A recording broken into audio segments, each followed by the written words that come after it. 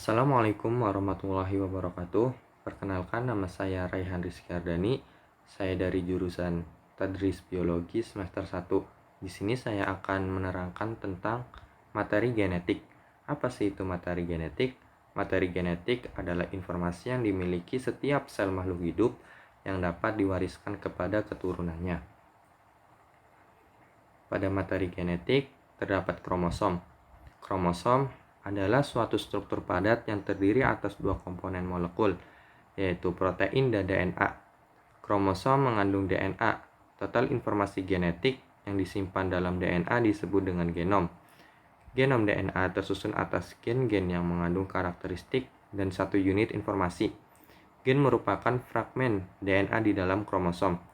Kromosom sendiri memiliki bagian-bagian seperti telomer, sentromer, lengan panjang, lengan pendek, dan juga kromatid. Pada tubuh manusia, terdapat 22 pasang kromosom tubuh atau autosom dan satu pasang kromosom kelamin atau yang sering kita sebut dengan gonosom. Kromosom kelamin itu ada XX yang menunjukkan kelamin wanita dan juga XY yaitu laki-laki. Selanjutnya ada gen. Gen adalah total informasi genetik yang disimpan dalam DNA suatu sel disebut genom. Genom DNA tersusun atas gen-gen. Satu gen mengandung satu unit informasi mengenai suatu karakter yang dapat diamati. Gen merupakan fragmen DNA di dalam kromosom. Selanjutnya ada DNA. DNA merupakan makromolekul yang struktur primernya adalah polinukleotida rantai ganda yang terpilin atau double helix. DNA diibaratkan sebuah tangga di mana anak tangganya adalah susunan basa nitrogen. Basa nitrogen di dalam DNA ada basa purin yang terdiri atas basa adenin dan guanin, serta ada basa pirimidin yang terdiri atas basa timin dan basa sitosin. Dua rantai DNA ini saling berkaitan pada basa nitrogen yang dihubungkan oleh ikatan hidrogen. Basa nitrogen adenin berikatan dengan timin, sedangkan guanin berikatan dengan sitosin.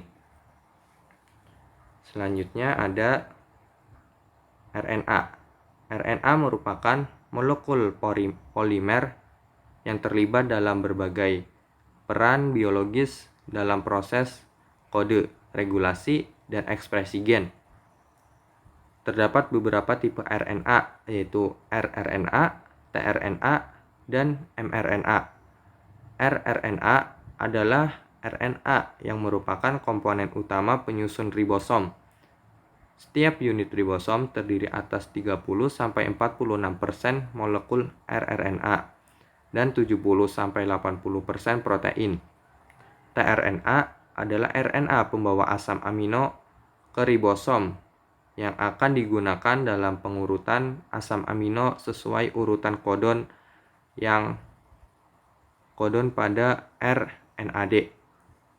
Pada salah satu ujung tRNA terdapat 3 basa nitrogen yang disebut antikodon, sedangkan ujung yang lain adalah tempat melekatnya asam amino.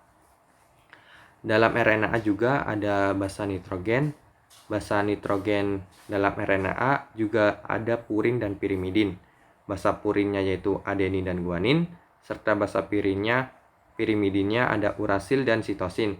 Sedangkan pada DNA itu ada timin, kalau di RNA itu timinnya menjadi urasil. Basa nitrogen purin dan pirimidin juga saling berikatan atau membentuk pasangan dengan adenin dengan urasil dan guanin dengan sitosin. Selanjutnya ada perbedaan DNA dan RNA. Dengan parameternya yaitu basa nitrogen, DNA ada adenin, guanin, timin, dan sitosin. Sedangkan RNA ada guanin, urasil, dan sitosin. Bisa dilihat perbedaannya kalau di DNA itu menggunakan timin dan RNA itu menggunakan urasil. Dari bentuknya sendiri, DNA berbentuk rantai panjang ganda dan berpilin atau double helix. Sedangkan RNA berbentuk rantai pendek, tunggal, dan tidak berpilin. Singkatnya, RNA itu salah satu dari DNA. Kalau DNA itu ada 2, RNA itu salah satunya. Dari letaknya, DNA terletak di dalam nukleus, sedangkan RNA sama juga ada di dalam nukleus. Itu saja penjelasan materi genetik secara singkat dari saya. Apabila ada kurang mohon dimaafkan. Wabillahi taufik walhidayah. Wassalamualaikum warahmatullahi wabarakatuh.